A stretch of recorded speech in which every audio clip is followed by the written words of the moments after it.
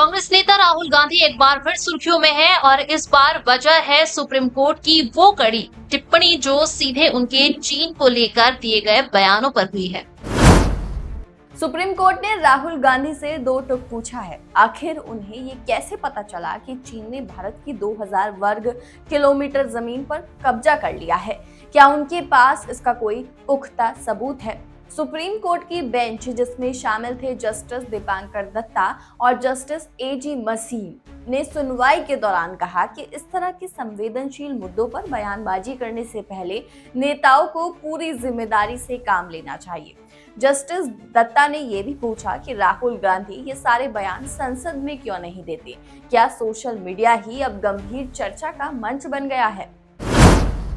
दरअसल यह मामला जुड़ा है 2020 की उस टिप्पणी से जो राहुल गांधी ने गलवान संघर्ष के बाद दी थी। उन्होंने आरोप लगाया था कि चीन ने हमारी जमीन पर कब्जा कर लिया है।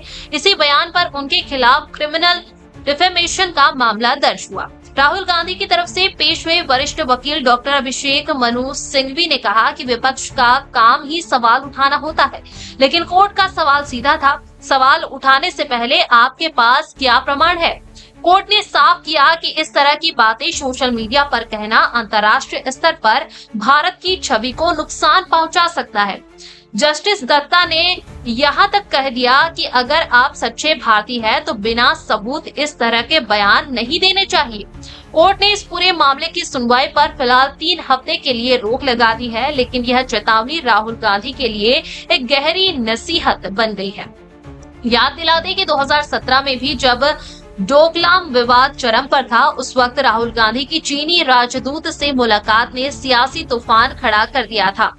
इस मुलाकात को लेकर हुई आलोचना के बाद राहुल गांधी को सफाई देनी पड़ी थी, जिसमें उन्होंने ट्वीट किया कि महत्वपूर्ण जानकारी लेने के लिए उन्होंने चीनी राजदूत, पूर्व एनएसए और भूटानी राजदूत से मुलाकात की थी।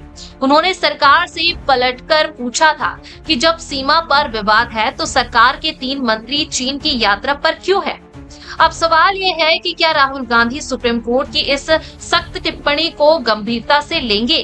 क्या भविष्य में इस तरह के संवेदनशील मुद्दों पर बोलने से पहले तथ्यों की पुष्टि करेंगे? देश के लिए संवेदनशील मुद्दों पर बोलना हर नेता का अधिकार है, लेकिन जिम्मेदारी भी उतनी ही जरूरी है।